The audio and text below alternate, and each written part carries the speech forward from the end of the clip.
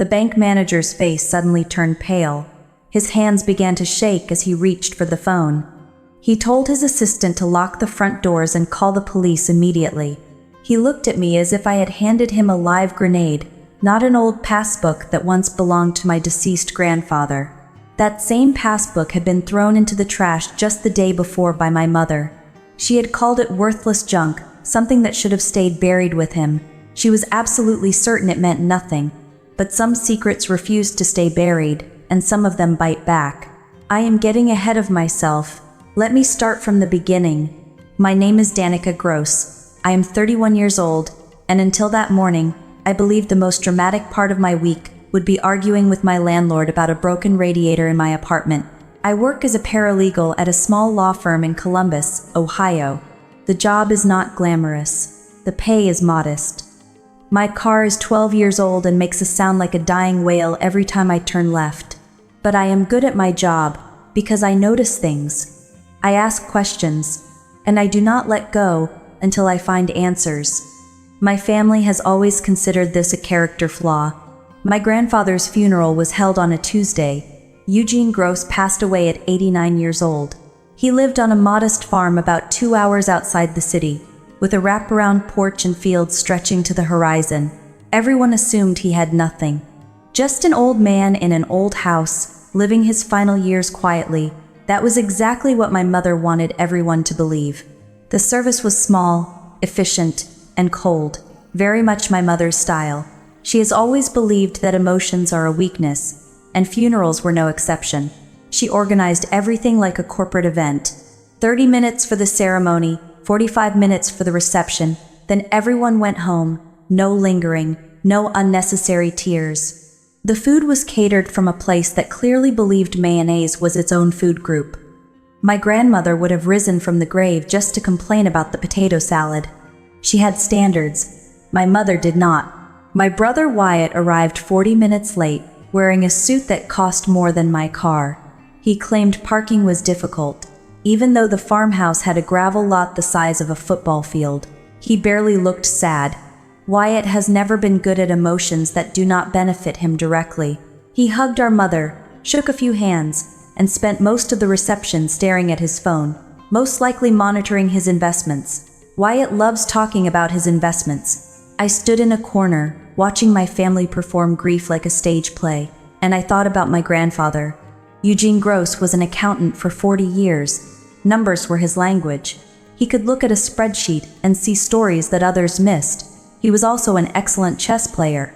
He taught me how to play when I was 7 years old, sitting on that wraparound porch with a chessboard between us and glasses of lemonade in the summer heat. He used to say that chess was not about the pieces you captured, it was about the positions you created, the traps you set, and the patience to wait for your opponent to make a mistake. His favorite saying was simple: "The truth is patient. It can wait longer than any lie." I did not understand what he meant at the time. Not until now. 2 weeks before he died, I visited him at the farmhouse. His body was failing, but his eyes were sharp and focused. He grabbed my hand with surprising strength and pulled me closer. His voice was barely a whisper, but every word was deliberate. He told me about the passbook. He said it was in his study, inside the chessbook. He made it clear that only I was to know about it. He asked me to promise him. I promised, even though I did not understand why.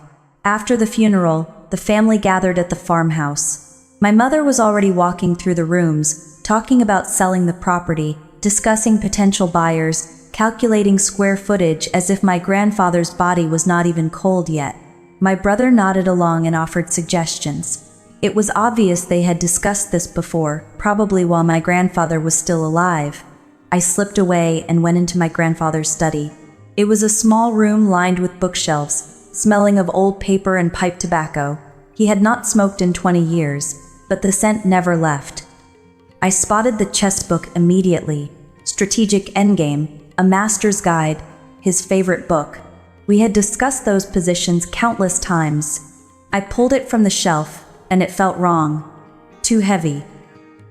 I opened it, and my heart stopped. The pages had been hollowed out. Inside was an old leather passbook, worn at the edges, something that looked like it belonged to another era. I carried it into the living room, curious and wanting to share what I had found with my family. That was my mistake. My mother saw it before I could speak. Her reaction was instant, sharp, and aggressive. She crossed the room in 3 steps, snatched the passbook from my hands, barely glanced at it, and threw it straight into the kitchen trash. She said it was garbage, old accounts that no longer existed. She said it should have stayed buried with him. She told me not to dig through my grandfather's things, insisting it was inappropriate. My brother laughed from the couch and mocked me for being sentimental. They exchanged a look. Brief, almost invisible, but I saw it. 8 years working at a law firm had taught me to recognize that look. It was the look of people who shared a secret, people who were afraid someone was getting too close to something they wanted hidden. That night, I could not sleep. I kept thinking about my mother's reaction. If the passbook was truly worthless, why was she angry instead of dismissive? Why did she need to throw it away so quickly, so decisively? I thought about my grandfather, his sharp eyes, his careful instructions. He had been an accountant for 40 years. He did not make mistakes with numbers or documents. If he hid that passbook inside a chessbook and told only me about it, there was a reason. People only react with anger when they have something to hide. At 5 in the morning, I made a decision. I was going back to the farmhouse. The passbook was still in the trash, and I was going to find out why my mother wanted it buried so badly. The drive back to the farmhouse took 2 hours in the gray light before dawn. I kept the radio off. I needed silence to think. My grandfather had been many things: patient, methodical, strategic. He spent 40 years as an accountant, tracking numbers, finding discrepancies, documenting everything. He played chess like a man who could see 15 moves ahead. He did not do things randomly. He did not hide passbooks inside hollowed books and whisper cryptic instructions unless there was a reason. And my mother did not throw something into the trash with that much aggression, unless she was afraid. I arrived at the farmhouse just as the first light broke over the fields. The sky was painted in shades of purple and gold. There were no other cars, no one else around. Perfect. I let myself in using the spare key my grandfather kept under the 3rd porch step. The house was silent, the kind of silence that feels like a place holding its breath. I went straight to the kitchen. The trash can was exactly where I had left it. I pulled out the bag, set it on the floor, and began digging through it.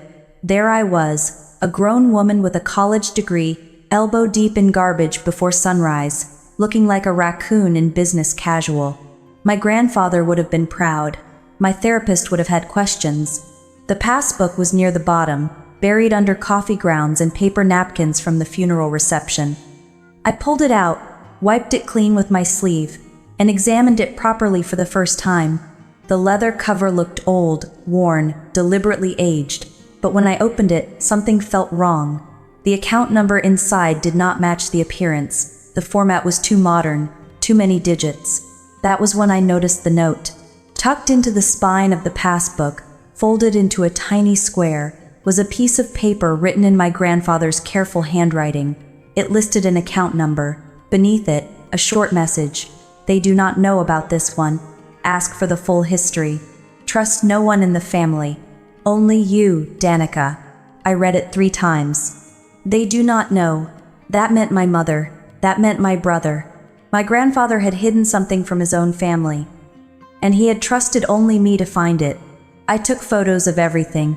The passbook, the note, the account number. I uploaded them immediately to cloud storage. Working at a law firm teaches you certain habits. Documents can be destroyed. Files can disappear. Digital backups last. I drove home with the passbook in my bag and questions burning in my mind. The first call came later that morning. It was my mother. Her voice was sweet and concerned, the version of herself she used when she wanted information. She said she was just checking on me after such a difficult day. I waited.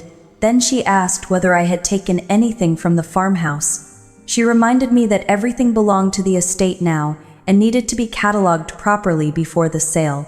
I lied smoothly. I told her I had only taken one of my grandfather's chess books for sentimental reasons. There was a pause. I could almost hear her calculating, deciding whether to push further. Then her voice relaxed. She said that was fine, but she warned me not to dig through my grandfather's things anymore. She claimed he had not been well in his final years, that his mind had been going, that he did not always know what was real. I said nothing, but inside, I was screaming. 2 weeks earlier, my grandfather had looked me directly in the eyes and given me specific instructions. The passbook, the chessbook, only me. That was not a confused old man. That was a man with a plan. The second call came that evening. This time it was my brother. My brother calling me voluntarily was unusual. The last time he had done so was years earlier, and it had involved taking something that never came back. His voice was casual, friendly in a way that felt forced. He said our mother mentioned I had been asking questions about grandfather's things and wanted to make sure I was okay. I told him I was fine, just processing everything. He responded sympathetically, then carefully explained that our grandfather had not really had much, just the farmhouse and some furniture. He said our mother would handle the sale and he would take care of the property details. He assured me I did not need to worry about anything. That was when it became clear they had already divided everything. My mother would take the money, my brother would take the property, and I was expected to take nothing. He ended the conversation by telling me to let it go. He reminded me how our mother gets and that it was not worth the fight. After the call ended, I sat alone in my apartment and thought about the timing. My mother had called earlier in the day. My brother had called that evening. Hours apart, almost coordinated, almost like they were checking what I knew, aligning their stories, making sure their lies matched. They were scared. This was exactly why I kept records. Every conversation, every date, every detail. Memories fade, documents do not. I wrote down both calls word for word, the timing, the tone, the phrasing. Then I looked again at the passbook, at my grandfather's note, at the account number that did not match the old leather cover. The next day, I took a personal day from work. One of the benefits of never taking time off is that no one argues when you finally do. I was going to the bank. I was going to find out what my grandfather had hidden. And whatever my mother was so desperate to keep buried, I was going to drag it into the light. The drive to the bank took 2 hours. First Regional Savings had been absorbed by a larger institution years ago, but the main branch still operated in a small town called Millbrook. It was the kind of town with a single traffic light and a diner that had probably been serving the same coffee for decades. I walked into the bank carrying the passbook, my identification, my grandfather's death certificate, and documents proving I was family. I did not expect much. Maybe a small forgotten balance, maybe only answers. The young teller smiled politely as I approached. She examined the passbook with mild curiosity and entered the account number into her computer. Her expression changed almost immediately. She excused herself and made a phone call in the back. Her voice was low. I could not hear what she was saying. I waited. Minutes passed. I sat in the lobby long enough to start questioning myself. Maybe my mother was right. Maybe this was nothing. Maybe I had driven hours for an empty account and a dead end. While I waited, the security guard made small talk. I learned his name was Carl. He was training for a charity run. His wife had made him give up bread. I had never seen a man look so sad while standing next to a bowl of complimentary mints. Eventually, a man in an expensive suit appeared. He was tall, with gray at his temples and a professionally neutral expression. He introduced himself as Theodore Calloway, the regional manager. He asked me to follow him to his private office. His hands were unsteady when he took the passbook from me. He handled it carefully, like it might explode. He sat down heavily in his chair and took a deep breath before speaking. He explained that the account was flagged in their system, not because of anything I had done, but because of its history. The passbook cover suggested the account dated back decades, but that was deliberate. The account had actually been opened in 2010. My grandfather had intentionally used a vintage cover to disguise it. The account was a long-term savings instrument with compound interest. It had not been touched for 14 years. He wrote a number on a piece of paper and slid it across the desk. When I saw the balance, my body reacted before my mind could catch up. It was over $2 million. My grandfather, the man everyone believed had nothing, had quietly hidden a fortune. But the manager was not relieved. He looked more concerned than celebratory. He explained that several years earlier, someone had attempted to access the account. They presented power of attorney documents and what appeared to be my grandfather's signature authorizing a transfer. The bank's verification system had flagged inconsistencies. The signatures did not match their records. The attempt was denied and logged. I already knew the answer before he said it. The person who attempted access was my mother. My mother had tried to steal this money years earlier. She had failed, but she had tried. The manager made additional calls. People from the bank's security and legal departments joined us. They began pulling archived records from this bank and others where my grandfather had once held accounts. What emerged was devastating. My grandfather had inherited a significant sum from his own parents decades earlier. By the time my father died and my mother became my grandfather's caretaker, those assets had grown substantially. Over the following years, my mother discovered the accounts and systematically drained them, transfer by transfer, withdrawal by withdrawal, using forged power of attorney documents and signatures that appeared authentic to most people. She stole over $1 million. My grandfather noticed, but he was trapped. My mother had convinced the courts that he was mentally incompetent. He could not legally stop her. He could not go to the police, because no one believed a confused old man over his devoted daughter-in-law. So he did the only thing he could. When he realized what was happening, he secretly opened this account. He transferred what he could into it and disguised it with an old passbook cover. He told no one. This account was his lifeboat, his final move in a chess game he knew he might not live to finish. The manager told me there was more. Years later, my grandfather had filed a formal complaint with the bank's fraud department. He claimed his daughter-in-law was stealing from him. He said no one would believe him because he had been declared incompetent. Without proof of an asset she did not control, the bank could not proceed. That proof was the passbook I had just brought in. My grandfather had been building a case for years. He had been waiting. The manager reached for his phone. He explained that the account was evidence of serious financial crimes and that law enforcement would need to be involved. I nodded. I had come to the bank expecting nothing. Instead, I found a hidden fortune and proof that my own mother was a thief. And I was certain that somewhere, my grandfather was smiling. The police arrived at the bank within hours. 2 detectives from the Financial Crimes Division took detailed notes and examined the documents. They explained that this type of case was known as elder financial abuse, one of the fastest growing crimes in the country, and that the perpetrators were almost always family members. One of the detectives had been working financial crimes for many years. She told me that these cases were always heartbreaking. The victims were trapped. They depended on the very people who were stealing from them. When they tried to speak up, no one believed them. The investigation moved quickly. The bank provided detailed records of the failed access attempt years earlier. The forged signatures, the fraudulent power of attorney documents, the security flags that had stopped the transfer. Everything was preserved in the bank's digital archives. A few days later, I received a call from an elderly attorney who had been my grandfather's friend for decades. He explained that my grandfather had left him specific instructions. If anything happened to him, he was to contact me, and only me. I drove to his office that same day. It was a small law practice in a quiet part of town, the kind of place filled with wooden bookshelves and framed diplomas from another era. The attorney told me that my grandfather had come to him years earlier with concerns. He believed my grandfather immediately because he knew him to be careful and methodical, never one to make accusations without evidence. He placed a thick folder on the desk and explained that my grandfather had spent years assembling it. Inside were copies of forged power of attorney documents placed next to examples of my grandfather's real signature. The differences were subtle but undeniable. The handwriting was too perfect, the pressure too even.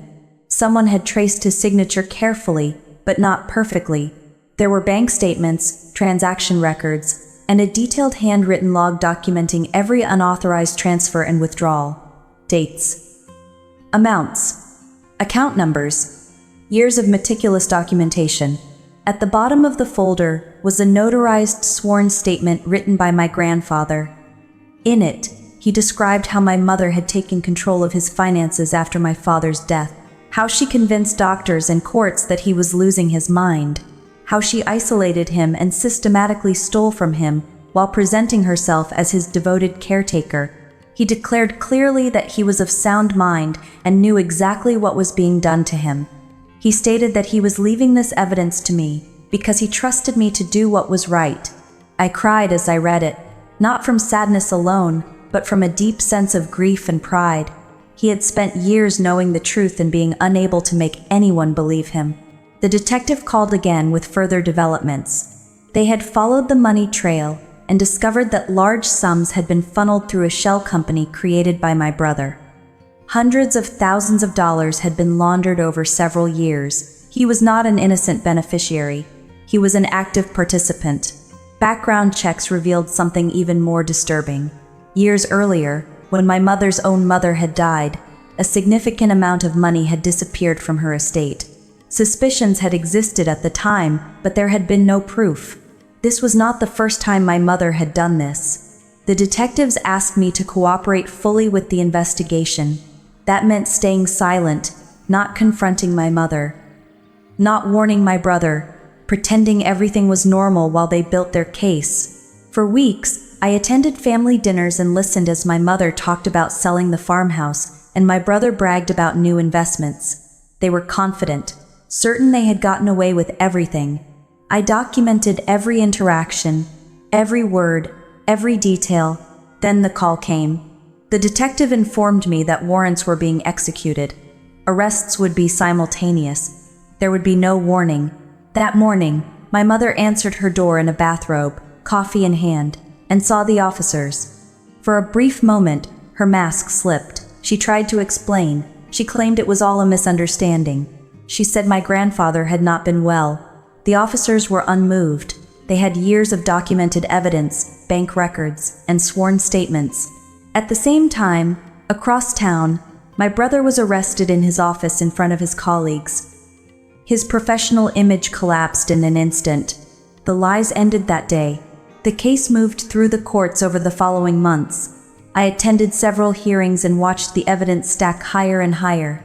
I watched my mother's confident expression slowly erode as the scope of the prosecution's case became undeniable. Her lawyer argued that my grandfather had been mentally incompetent and that his sworn statement should be dismissed. The prosecution responded by calling multiple doctors who had examined my grandfather over the years. Each of them testified that he showed no signs of dementia. He was coherent, aware, and mentally sharp. The incompetency ruling had been based on false information provided by my mother herself. My brother's lawyer tried a different strategy. He approached me privately with an offer. My brother was willing to testify against our mother in exchange for a reduced sentence. He claimed he had been manipulated and insisted that he wanted to make things right. I considered it briefly, then I declined. In chess, you do not negotiate with pawns. It did not matter anyway. The prosecution was not interested. The shell company, the paper trail, and the laundering activity proved my brother's direct involvement. The sentencing hearing took place months later in a federal courtroom. The walls were paneled in dark wood. The American flag hung behind the judge's bench. Before the sentences were read, the prosecutor presented a statement from the victim. My grandfather's words were read aloud. He described how his daughter-in-law had stolen his money and his dignity, how she convinced the world that he was losing his mind while she emptied his life savings, how no one believed him, how he documented everything so that the truth would eventually surface. I watched my mother as the statement filled the room. She stared straight ahead. Her hands were shaking. My brother would not meet my eyes. The judge delivered the sentences. My mother was sentenced to 7 years in federal prison, with no possibility of early parole. Full restitution was ordered. Everything she owned would be liquidated and returned to the estate. My brother was sentenced to 3 years in federal prison. His felony conviction would follow him for the rest of his life. His career, his reputation, and everything he had built on stolen money was gone. I did not feel triumph. I felt closure. After the hearing, the lead detective told me that my grandfather would have been proud. He had fought for years, and I had finished what he started. Months later, my grandfather's attorney contacted me again. He said there was one final item my grandfather had left for me. He had been instructed to give it to me only after everything was resolved. I went to his office on a cold winter day. He handed me a sealed envelope with my name written in my grandfather's careful handwriting. Before I opened it, he explained the legal outcome. The hidden account belonged to me. My grandfather's will named me as the sole beneficiary. My mother and brother were explicitly excluded. Assets seized through restitution would be added to the estate. The farmhouse sale proceeds would also come to me. The total inheritance would be substantial, but the money felt distant. What mattered was the letter. Inside, my grandfather explained everything, why he chose me, why he trusted me. He wrote that I asked questions others avoided, that I played chess for the game, not for what I could win, that I never accepted easy answers. He apologized for the burden he left me. He told me to live well, to build something meaningful, and to be happy. He reminded me that the truth is patient, and that it always outlasts lies. I cried as I finished reading. 6 months later, I left my job at the law firm. I paid off my debts. I bought a small storefront and opened a bookshop. I named it in honor of my grandfather. Inside, there is a chess table in the corner. The pieces are always set and ready. Above it hangs a photograph of my grandfather and his favorite saying, "The truth is patient. It can wait longer than any lie." My mother writes letters from prison. I do not respond. Some doors, once closed, stay closed. My brother lost everything he built on deception. When he is released, he will have nothing but the consequences of his choices. As for me, I have peace. I have purpose. And I know that my grandfather's final move worked exactly as he planned.